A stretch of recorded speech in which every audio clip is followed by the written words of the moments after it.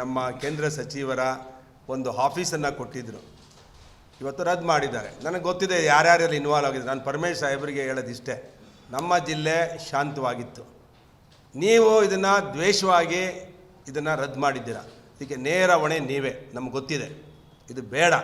ನಾನು ವಿನಂತಿ ಮಾಡ್ತೀನಿ, ಈ ದ್ವೇಷದ ರಾಜಕಾರಣ ಬೇಡ, ನಮ್ಮ ಜಿಲ್ಲೆ ಅಭಿವೃದ್ಧಿ ಆಗಬೇಕು. ನೀವು ನಿನ್ನೆ ಸ್ವಾತಂತ್ರ್ಯ ದಿನಾಚರಣೆಯ ಸಂದರ್ಭದಲ್ಲಿ ಇಲ್ಲಿ ಮೆಟ್ರೋ ಟ್ರೈನ್ ತರ್ತೇನೆ, ಮತ್ತು ಇಲ್ಲಿ ಇಂಟರ್ನ್ಯಾಷನಲ್ ಕ್ರಿಕೆಟ್ ಸ್ಟೇಡಿಯಂ ತರ್ತೀನಿ ಅಂತ ಸಾಕಷ್ಟು ಯೋಜನೆಗಳನ್ನು ನೀವೇ ಹೇಳಿದ್ದೀರ ತುಮಕೂರು ಜಿಲ್ಲೆ ವಿಷಯದಲ್ಲಿ. ಒಂದು ತುಮಕೂರು ಜಿಲ್ಲೆಗೆ 78 ವರ್ಷ ಸ್ವಾತಂತ್ರ್ಯ ಬಂದ ನಂತರ ಒಬ್ಬರು ಕೇಂದ್ರ ಸಚಿವರಾಗಿದ್ದಾರೆ. ಅದನ್ನು ಸರಿಯಾಗಿ ಉಪಯೋಗಿಸ್ಕೊಂಡು ನಾವೆಲ್ಲರೂ ಸೇರಿ ಜಿಲ್ಲೆ ಕಟ್ಟಬೇಕು. ಈ ಕಾರ್ಯಾಲಯ ಬಂದು ಇದೇನೋ ನಮ್ಮ ಸೋಮಣ್ಣವ್ರಿಗೆ ಮನೆ ಅಲ್ಲ, ಇದು ಕೆಲಸ ಮಾಡೋಕ್ಕೆ ಕೊಡುವಂಥದ್ದು. ಅಂದರೆ ಸ್ಟ್ರಾಂಗಾಗಿ ಈ ಜಿಲ್ಲೆಯನ್ನು ಕಟ್ಟೋದಕ್ಕೆ ಒಂದು ಅವಕಾಶ ಮಾಡಿಕೊಡುವಂಥ ಒಂದು ಕಾರ್ಯಾಲಯ. ಅಂದರೆ ದಿನನಿತ್ಯ ತುಮಕೂರು ಜಿಲ್ಲೆಯ ರೈಲ್ವೆ ಯೋಜನೆಗಳಿರ್ಬೋದು, ನೀರಾವರಿ ಯೋಜನೆಗಳಿರ್ಬೋದು, ಮೆಟ್ರೋ ಟ್ರೈನ್ ಇರ್ಬೋದು, ಕೈಗಾರಿಕೆ ಇರ್ಬೋದು, ಇಲ್ಲೂ ಕೂಡ ಚೆನ್ನೈ ಮತ್ತು ಬೆಂಗಳೂರು ಕಾರಿಡಾರ್ ಆಗಿದೆ. ಇಲ್ಲಿ ಒಂದು 5 ಲಕ್ಷ ಜನ ಉದ್ಯೋಗ ಕೊಡಬೇಕು ಅನ್ನೋ ಒಂದು ಚಿಂತನೆ ಇದೆ ಸರ್ಕಾರಕ್ಕೆ.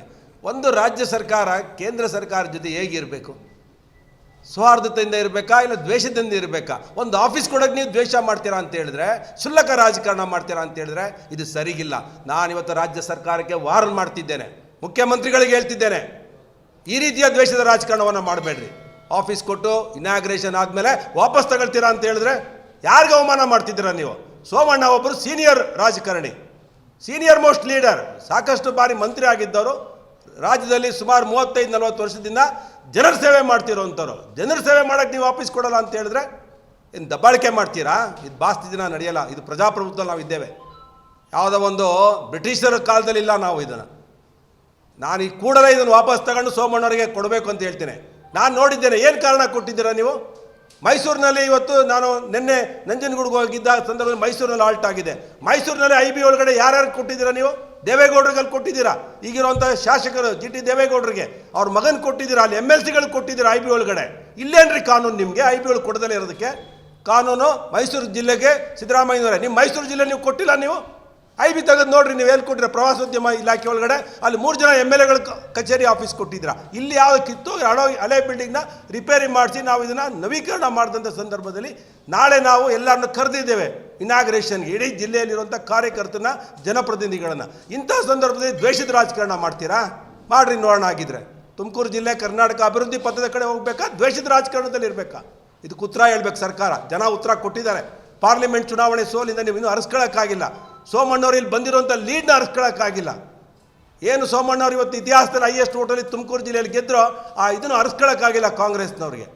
ಯಾರ್ಯಾರು ಹೋಗಿದ್ರು ಮುಖ್ಯಮಂತ್ರಿ ಮನೆಗೆ, ಯಾರ್ಯಾರು ಹೋಗಿ ಹೇಳಿದ್ರು ಎಲ್ಲ ಗೊತ್ತಿದೆ ನನಗೆ, ಎಲ್ಲ ಬಿಚ್ಚಿಡ್ತೀವಿ ನಾವು. ಯಾರ್ಯಾರು ಹೋಗಿ ಇವತ್ತು ಕ್ಯಾನ್ಸಲ್ ಮಾಡ್ತಿರೋ ನನಗೆ ಗೊತ್ತಿದೆ. ನನಗೆ ಯಾರು ಉಪಮುಖ್ಯಮಂತ್ರಿಗಳು ಹೋಗಿದ್ರಾ, ಮತ್ತು ಇವ್ರು ಹೋಗಿದ್ರಾ, ಪರಮೇಶ್ವರರು DC ಗೆ ಏನು ಒತ್ತಡ ತಂದರು, ಎಲ್ಲವೂ ನನಗೆ ಗೊತ್ತಿದೆ. ಏನು ರೀ, ಒಂದು ಆಫೀಸ್ ಕೊಡೋಕ್ಕೆ ನೀವು ಇಷ್ಟೊಂದು ದ್ವೇಷ ಮಾಡ್ತೀರ, ಮುಂದೆ ರಾಜಕಾರಣ ಏನು ಮಾಡ್ತೀರಾ ನೀವು? ಇದೆಲ್ಲ ರಾಜಕಾರಣನ?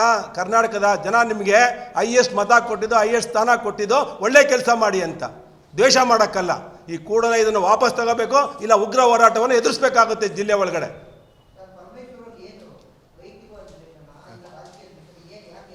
ಎರಡೂ ಇದೆ ಇದರಲ್ಲಿ, ವೈಯಕ್ತಿಕ ದ್ವೇಷನೂ ಇದೆ, ರಾಜಕೀಯ ದ್ವೇಷನೂ ಇದೆ. ಕಾರಣ ಅಂದರೆ ಸೋಮಣ್ಣ ಒಬ್ಬ ಸ್ಟ್ರಾಂಗ್ ಲೀಡರ್ ಅಂತ. ತುಮಕೂರು ಜಿಲ್ಲೆ ಒಳಗಡೆ ಬಂದರೆ ಕಾಂಗ್ರೆಸ್ನ ಚುನಾವಣೆಯಲ್ಲಿ ನೋಡಲಿಲ್ವ ನೀವು? ಪಾರ್ಲಿಮೆಂಟ್ ಚುನಾವಣೆಯಲ್ಲಿ ಎಲ್ಲಿ ಲೀಡ್ ಬಂತು? ಪರಮೇಶ್ವರ್ ಕ್ಷೇತ್ರದಿಂದ ಹಿಡಿದು ರಾಜಣ್ಣವ್ರು ಇಬ್ಬರು ಮಂತ್ರಿಗಳಾಗಿ ಎಷ್ಟು ಲೀಡ್ ಬಂತು? ಅದಿನ್ನೂ ಅರ್ಸ್ಕೊಳ್ಳೋಕ್ಕಾಗಿಲ್ಲ.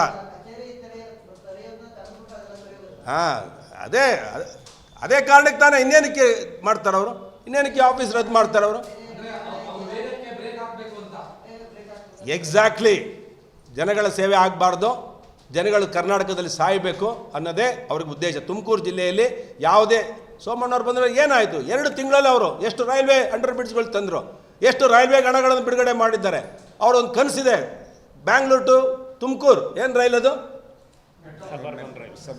ಸಬರ್ಬನ್ ರೈಲನ್ನು ಸ್ಯಾಂಕ್ಷನ್ ಮಾಡಿದ್ದಾರೆ. ಎಷ್ಟೋ ಕಡೆ ಇವಾಗ ರೈಲ್ವೆಗಳಿಗೆ ಜಾಗ ಹಣನ ಬಿಡುಗಡೆ ಮಾಡಿಸಿದ್ದಾರೆ. 2026 ಒಳಗಡೆ ದಾವಣಗೆರೆ ಮತ್ತು ಚಿತ್ರದುರ್ಗ, ತುಮಕೂರು ಟು ದಾವಣಗೆರೆ ಚಿತ್ರದುರ್ಗ ಕಂಪ್ಲೀಟ್ ಮಾಡಬೇಕು ಅಂದ್ಕೊಂಡಿದ್ದಾರೆ. ರಾಯದುರ್ಗ ಇದನ್ನು ಕೂಡ 2025-26 ಕಂಪ್ಲೀಟ್ ಮಾಡಬೇಕು ಅಂದ್ಕೊಂಡು ಕೂತಿದ್ದಾರೆ. ಜಲಜೀವನ್ ಮಿಷನ್ ಅಡಿ ಸಾಕಷ್ಟು ನೀರಾವರಿ ಯೋಜನೆಗಳಿಗೆ ಹಣ ತರಬೇಕು ಅಂದ್ಕೊಂಡು ನಿರ್ಧಾರ ಮಾಡಿದ್ದಾರೆ. ಅವರು ಸ್ಪೀಡು ವೇಗ ನೋಡಿ ಇವ್ರಿಗೆ ನಡಕ ಬಂದ್ಬಿಟ್ಟಿದೆ. ಇಲ್ಲಿದ್ದರೆ ತುಮಕೂರು ಜಿಲ್ಲೆ ರಾಜಕಾರಣ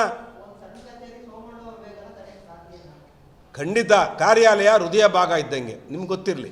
ಯಾವುದೇ ಒಂದು ಕಾರ್ಯಾಲಯ, ಜನಪ್ರತಿನಿಧಿಗಳ ಕಾರ್ಯಾಲಯ ಒಂದು ಹೃದಯ ಭಾಗ ಇದ್ದಂಗೆ, ಅದು ತುಂಬ ಮಹತ್ವ ಇರ್ತದೆ.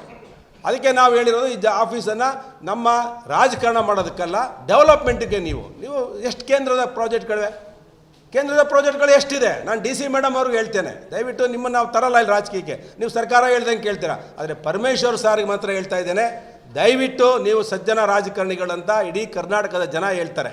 ನಿಮ್ಗೆ ಯಾಕೆ ಈ ಬುದ್ಧಿ ಬಂತೋ ಗೊತ್ತಾಗಲಿಲ್ಲ ನನಗೆ. ನಿಮ್ಮ ಸ್ಥಾನಕ್ಕೇನು ಬರಲ್ಲ ಅವರು. ನಿಮ್ಮೇನು ಸೋಮಣ್ಣವ್ರು ಬಂದೇನೋ ಅವ್ರ ಮಗನೇನು ಕೊರಟಗೆರೆಯಲ್ಲಿ ನಿಲ್ಲಿಸಲ್ಲ, ಇಲ್ಲ ತುಮಕೂರು ಜಿಲ್ಲೆಯಲ್ಲಿ ನಿಲ್ಲಿಸಲ್ಲ. ನಿಮ್ಗೆ ಯಾಕೆ ದ್ವೇಷದ ರಾಜಕಾರಣ ಮಾಡ್ತೀರಾ?